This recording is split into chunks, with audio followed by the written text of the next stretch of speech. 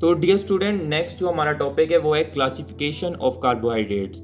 Three major classes of carbohydrates. तो dear student, तीन major classes हैं जो कि हैं मोनोसेकेराइड, ओलिगोसेकेराइड एंड पॉलीसेकेराइड। ये आप देख सकते हैं, एक टेबल सा बना हुआ है। अगर आप इसको याद कर लें तो आपको सारी क्लासिफिकेशन याद हो जाएगी। जो हमारी फर्स्ट क्लासिफिकेशन है उसका नाम है मोनोसेकेराइड। ये आप देख सकते हैं, इधर एरो से आया हुआ है, ये हो गया हमारा मोनोसेकेराइड। जो हमारा नेक्स्ट है, इधर तीन लिखी हुई हैं बट इधर चार हैं, वो हम आपको समझाते हैं बाद में क्यों। ओलिगोसेकेराइड, तो आप इस पे कंसंट्रेट करें कि ये समझे सेकंड हो गई ओलिगोसेकेराइड, ये हो गया हमारा ओलिगोसेकेराइड, और थर्ड हो गया हमारा पॉलीसेकेराइड। आगे टेक्स्ट से आपको समझाते हैं, फिर दोबारा से इस ग्राफ पे आएंगे। जो हमारी फर्स्ट क्लासिफिकेशन थी वो थी monosaccharide. The word saccharide is drive from the Greek saccharon meaning sugar. ये हमने पहली स्लाइड में भी पढ़ा था कि जो हमारा सेकेराइड है उसका मतलब होता है शुगर। मोनोसेकेराइड और simple sugar consist of single polyhydroxy aldehyde और कीटोन यूनिट। तो डियर स्टूडेंट, ये तो नेम से भी क्लियर है कि मोनो मीन्स होता है one and saccharide mean sugar. तो वो सारे कार्बोहाइड्रेट जो कि सिंगल यूनिट से बने होंगे तो उसको हम कहेंगे monosaccharide. Depending upon the functional aldoses aldehyde group और कीटोसिस कार्बोनाइल ग्रुप। तो डियर स्टूडेंट, हमने पीछे स्लाइड्स में पढ़ा था, ये देखें, ये था एल्डिहाइड ग्रुप तो इसको हम कहेंगे एल्डोजिस, और इधर था कीटोन ग्रुप तो इसको हम कहेंगे कीटोसिस। मोनोसेकेराइड में हमने क्या पढ़ा कि mono means one and saccharide mean sugar. तो वो सारी शुगर जो कि सिंगल यूनिट से बनी होंगी उनको हम कहेंगे monosaccharide. For example glucose.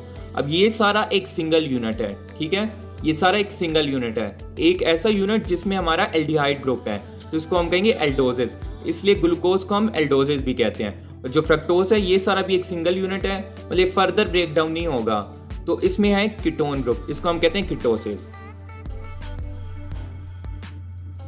The most abundant monosaccharide, D-glucose, sometimes referred to as dextrose. Monosaccharide are more than 4 carbon tend to have cyclic structure. तो डियर स्टूडेंट, इधर ये कह रहे हैं कि जो मोस्ट अबेंडेंट मोनोसेक्राइड है वो हमारा है डी ग्लूकोज, उसको हम कभी कभार डेक्सट्रोज भी कहते हैं। Monosaccharide of more than four carbon tend to have cyclic structure. तो डियर स्टूडेंट, इधर जो था हमारा ग्लूकोज, इसमें देखें कितने कार्बन है, 1 2 3 4 5 6 कार्बन होते हैं हमारे ग्लूकोज में। तो ये कह रहे हैं जो उनसे मोनोसेक्राइड 4 कार्बन से ज़्यादा होंगे तो उनका एक स्ट्रक्चरल एक रिंग स्ट्रक्चर भी होगा। तो ये तो इनके तो 4 से ज़्यादा हैं तो इसका तो डेफिनेटली एक रिंग स्ट्रक्चर होगा, वो आगे जाके हम पढ़ेंगे। तो इधर ये कह रहे हैं कि मोनोसेक्राइड जिनके 4 कार्बन से ज़्यादा होंगे तो उनका एक साइक्लिक स्ट्रक्चर भी होगा।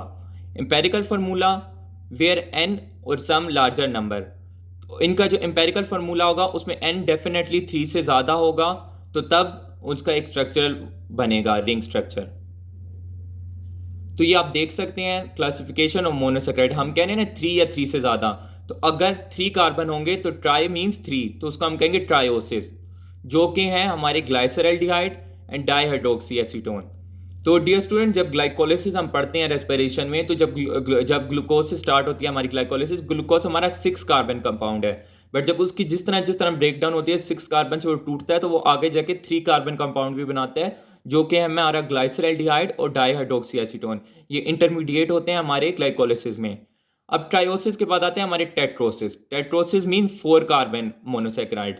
तो जो हमारे 4 कार्बन है उसमें हम कहेंगे एरिथ्रोज एंड एरिथ्रोलोज। अगर उसमें एल्डिहाइड ग्रुप है तो उसको हम कहेंगे एरिथ्रोज, और अगर उसमें कीटोन ग्रुप है तो उसको हम कहेंगे एरिथ्रोलोज। अब आती है हमारी पेंटोसिस की बारी, 5 कार्बन कंपाउंड।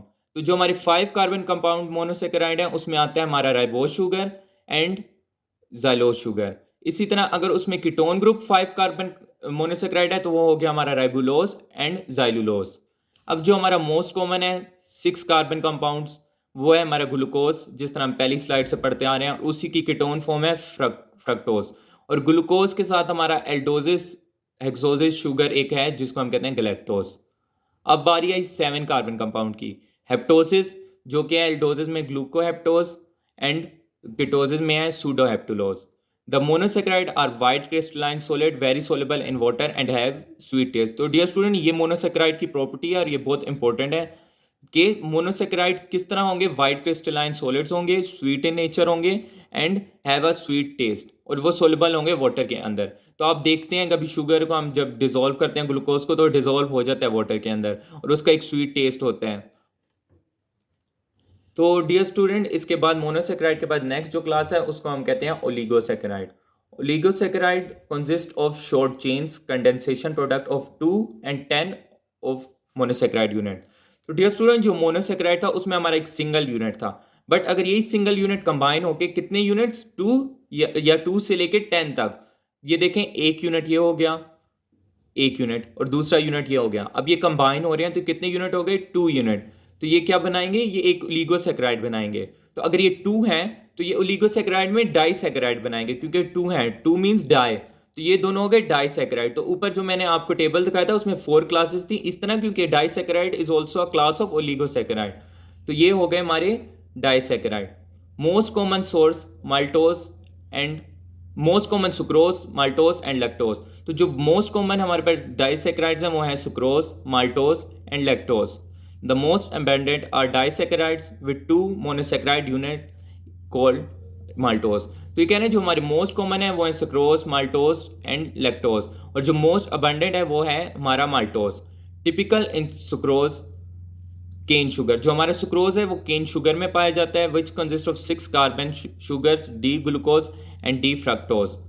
तो जो हमारा सुक्रोज है ये है डाइसेक्राइड, तो कितने यूनिट से बना होगा, 2 मोनोसेक्राइड के यूनिट से, और वो 2 मोनोसेक्राइड के यूनिट कौन कौन से हैं, D glucose and D fructose. जब दो यूनिट्स एक ग्लूकोज का और एक फ्रक्टोज का मिलेंगे तो क्या बनाएंगे, एक sucrose. All common monosaccharide and disaccharide have the name ending with the suffix OSE। जितने भी हमारे मोनोसेक्राइड एंड डाइसेक्राइड्स हैं वो किस पे एंड होते हैं, OSE पे। जैसे हो गया ग्लूकोज, गैलेक्टोज, सुक्रोज, वो सब OSE पे एंड होंगे। In cell most oligosaccharide consisting of 3 और more unit do not occur as free entities but are joined to non sugar molecule, lipid और प्रोटीन इन ग्लाइकोकॉन्जुगेट्स।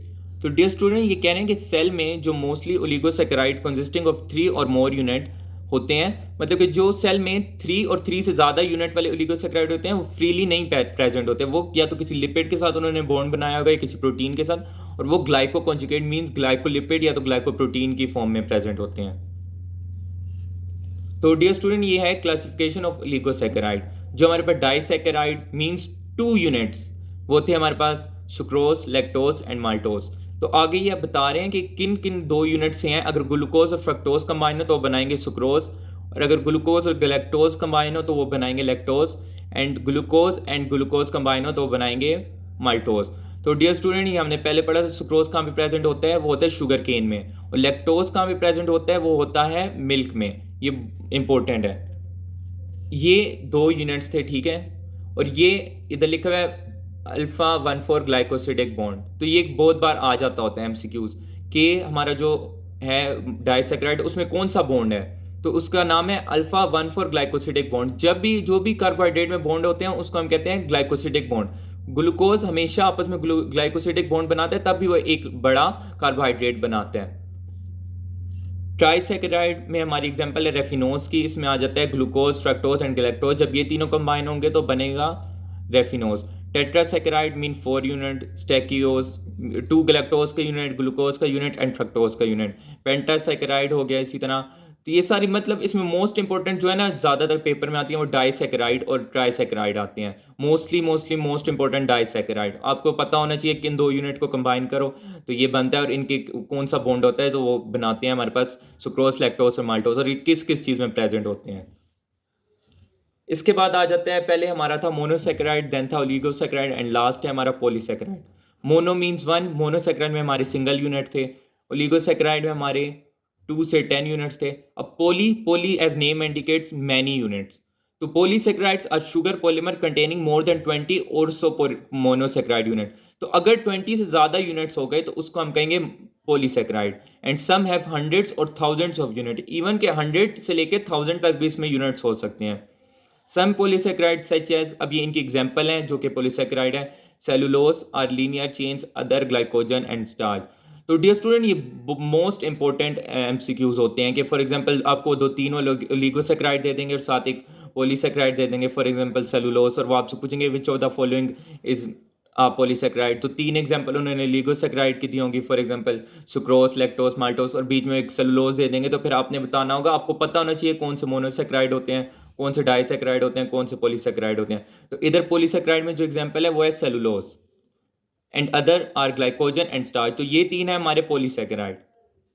इसमें है कि such as cellulose are linear chain, ये आप देख सकते हैं लीनियर चेन है सेलुलोज की, और other are glycogen and starch. तो डियर स्टूडेंट, आगे से क्लासिफिकेशन हो जाती है पॉलीसेकेराइड्स की। पॉलीसेकेराइड्स क्या थे हमारे पास, ये भी टाइप ऑफ कार्बोहाइड्रेट थे, बट इसमें यूनिट्स हमारे पास 20 से लेके 100 से लेके 1000 तक थे। तो इसमें आगे क्लासिफिकेशन होती है, वो होती है होमोपोलीसेकेराइड एंड हेट्रोपोलीसेकेराइड।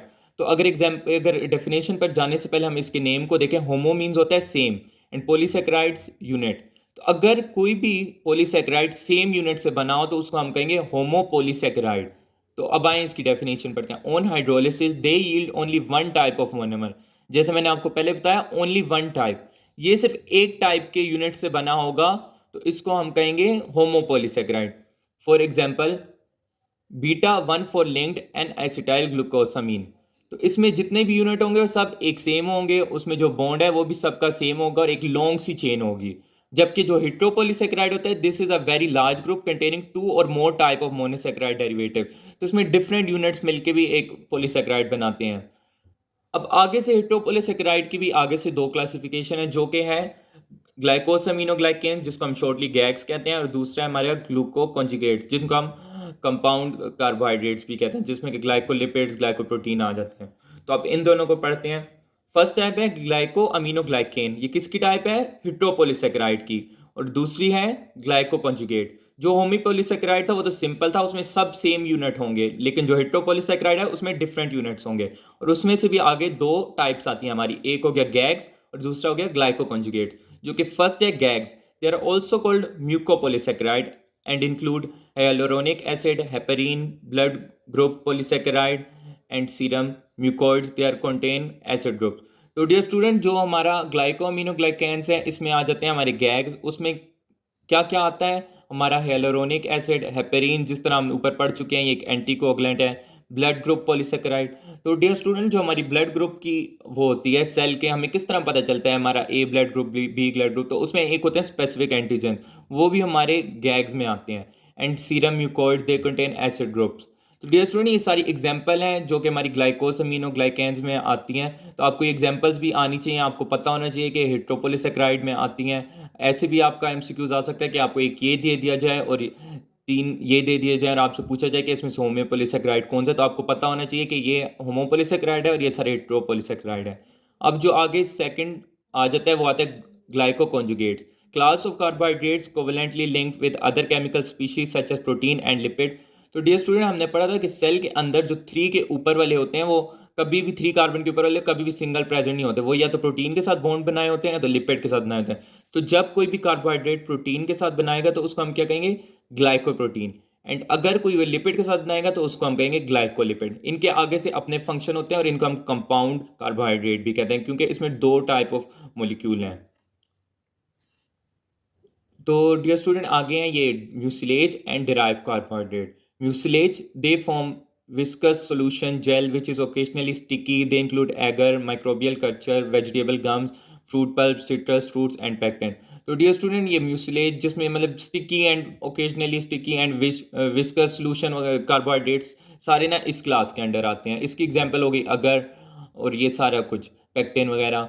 तो डिराइव कार्बोहाइड्रेट, डिराइव मीन किसी भी अगर मॉलिक्यूल से हम आगे कोई दूसरी चीज़ प्रोड्यूस करें तो उसको हम कहते हैं derive carbohydrate. These are derive from carbohydrate by various chemical reaction. तो डियर स्टूडेंट, जब हम कार्बोहाइड्रेट के साथ डिफरेंट केमिकल रिएक्शन करते हैं और न्यू हम कंपाउंड प्रोड्यूस कर लें तो उसको हम कहेंगे डिराइव। मतलब जितनी चीज़ें भी कार्बोहाइड्रेट से आगे फर्दर प्रोड्यूस होंगी वो इस क्लास में आएंगी। These include oxidation product, sugar acid such as gluconic acid, glucuronic acid and glucaric acid. तो डियर स्टूडेंट, ये कुछ एसिड हैं जो कि प्रोड्यूस होती हैं ऑक्सीडेशन। ऑक्सीडेशन मीन जब हम ऑक्सीजन की एडिशन करें किसमें, कार्बोहाइड्रेट में, तो ये हमारे पास प्रोड्यूस होंगे। And reduction products for example polyhydroxy alcohol, ग्लाइसरल and deoxy sugar, deoxy ribose amino sugar, glucosamine. तो डियर स्टूडेंट, अगर हम कार्बोहाइड्रेट की ऑक्सीडेशन करते हैं तो उससे हमारे पास आएंगे एसिड्स, और अगर हम उनकी रिडक्शन करते हैं तो उससे हमारे पास क्या आएगा, अल्कोहल। तो अल्कोहल और एसिड हमारे पास जो कि कार्बोहाइड्रेट से बनते हैं वो आते हैं हमारे डिराइव कार्बोहाइड्रेट्स में। तो ये डेफिनेशन लिखी हुई है नीचे, oxidation is the gain of oxygen. तो जिसमें गेन ऑफ ऑक्सीजन होगा वो हमारे पास आ जाएंगे acids, for example gluconic acid, glucuronic acid and glucaric acid. और अगर उसकी रिडक्शन हो, लॉस ऑफ ऑक्सीजन हो, तो हमारे पास आ जाएंगी अल्कोहल्स, पॉलीहाइड्रोक्सी अल्कोहल्स। तो डियर स्टूडेंट, आगे हमारे पास आता है कुछ एक्सेप्शंस। हमने स्टार्ट में पढ़ा था एक फार्मूला कार्बोहाइड्रेट का, जनरल फार्मूला था CH2ON, बट उधर लिखा हुआ था मोस्टली। मोस्टली इसलिए क्योंकि कुछ ऐसे कंपाउंड भी होते हैं जिनका जनरल फार्मूला तो यही होता है बट वो कार्बोहाइड्रेट नहीं होते, और कुछ ऐसे होते हैं जिनका जनरल फार्मूला ये होता है बट वो कार्बोहाइड्रेट नहीं होते। तो आपको ये एक्सेप्शन भी याद होनी चाहिए। तो इधर एक कार्बोहाइड्रेट विद डिफरेंट फार्मूला। अब डियर स्टूडेंट, ये आप देखें, इसका फार्मूला जो है ये इस पे वो नहीं करता, फॉल करता, but still uronic acid is a carbohydrate, fructose is also a carbohydrate, but इनका जो फार्मूला है वो डिफरेंट करता है डेफिनेशन से। तो ये कुछ एक्सेप्शन है, ये आपको याद होनी चाहिए। और कुछ ऐसे कंपाउंड है non carbohydrate with a formula of carbohydrate, उनका फार्मूला तो कार्बोहाइड्रेट की तरह है बट वो खुद कार्बोहाइड्रेट नहीं है। For example formaldehyde, CH2O। तो डियर स्टूडेंट, कुछ कंपाउंड ऐसे थे जो कि कार्बोहाइड्रेट नहीं होते मगर उनका फार्मूला कार्बोहाइड्रेट की तरह होता है। For example formaldehyde and anacetol. अब आप ये देखें, इसका जनरल फार्मूला और ये बिल्कुल सेम है, CH2O, बट ये एक कार्बोहाइड्रेट नहीं है, ये एक फंक्शनल ग्रुप है जो इसका फॉर्मलडिहाइड का।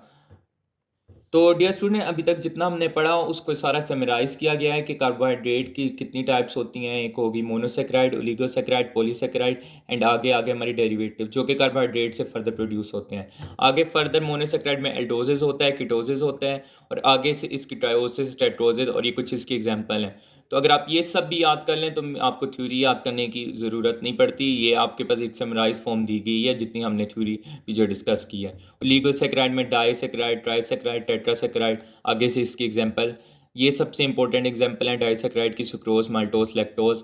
आगे से पॉलीसेक्राइड में हमने पढ़ा था 2 क्लासेस होती हैं, होमोपॉलीसेक्राइड एंड हेट्रोपॉलीसेक्राइड। होमोपॉलीसेक्राइड में आ जाते हैं स्टार्च, सेलुलोज, ग्लाइकोजन, और इसी तरह हेट्रोपॉलीसेक्राइड में हियालुरोनिक एसिड एंड हेपेरिन। तो डियर स्टूडेंट, ये हमारा लास्ट वो है biomedical importance, most important dietary source of energy. तो डियर स्टूडेंट, पहली स्लाइड से हम पढ़ते आ रहे हैं कि ग्लूकोज हमारी बॉडी की एनर्जी के लिए कितना इंपॉर्टेंट है। जब हम ग्लूकोज लेंगे तभी हमारी बॉडी में ATP प्रोड्यूस होंगी, और आपको पता है कि ATP हमारी बॉडी के लिए कितनी इंपॉर्टेंट है। Brain cells and RBCs are almost wholly dependent on carbohydrate as the energy source, also serve as storage form of energy glycogen. तो डियर स्टूडेंट, जो हमारा RBC होता है और ब्रेन सेल होता है ना, तो वो वोली डिपेंडेंट ऑन कार्बोहाइड्रेट होते हैं as a source of energy. तो डियर स्टूडेंट, जो बाकी सेल होते हैं हमारे, वो हमारे फैट्स और प्रोटीन पे भी डिपेंड कर लेते हैं, क्योंकि फर्दर से आगे जाके वो कैप साइकिल में एंटर होकर अपने लिए ATP प्रोड्यूस कर लेते हैं। बट RBCs के पास तो माइटोकॉन्ड्रिया नहीं होता, तो वो सिर्फ ग्लाइकोलिसिस के स्टेप से ही ATP प्रोड्यूस कर सकता है, और वो वोली डिपेंडेंट होता है कार्बोहाइड्रेट के ऊपर। Carbohydrate are precursor for many organic compounds such as fats, amino acids. तो जो हमारा कार्बोहाइड्रेट है वो जाके प्रिकर्सर भी है किसका, बाकी कंपाउंड्स का, for example fats and amino acid. Participate in structure of cell membrane, ये भी हम पहले पढ़ चुके हैं कि सेल मेम्ब्रेन में होता है हमारा कार्बोहाइड्रेट, फॉर एग्जांपल सेलुलोज हो गया, हमारा पेप्टिडोग्लाइकेन हो गया। Certain carbohydrate derivative are use as drugs, तो हमारे बहुत से कार्बोहाइड्रेट ड्रग्स में यूज़ होते हैं, for example cardiac glycosides, antibiotics, aminoglycosides वगैरह, ये सारी ड्रग्स हैं। और एक हो गया हमारा डायबिटीज़ मेलाइटस। तो कितना इंपॉर्टेंट है हमारा ग्लूकोज लेवल हमारे डायबिटीज़ मेलाइटस में, ये आप जानते हैं। तो डियर स्टूडेंट, ये वीडियो हम यहीं पे ख़त्म करेंगे। इसके बाद हमारी एक और नेक्स्ट वीडियो भी आएगी कार्बोहाइड्रेट की, जिसमें हम आगे फर्दर कार्बोहाइड्रेट कंटिन्यू करेंगे। तो आई होप आपको सब समझ आई हो, और अगर आपके फर्दर कोई क्वेश्चन हो तो आप कमेंट सेक्शन में पूछ सकते हैं। आई होप आपको सब क्लियर, और अगर आपकी अभी भी कोई क्यूरी है तो आप पूछें, वो हम आपको कमेंट सेक्शन में क्लियर कर देंगे।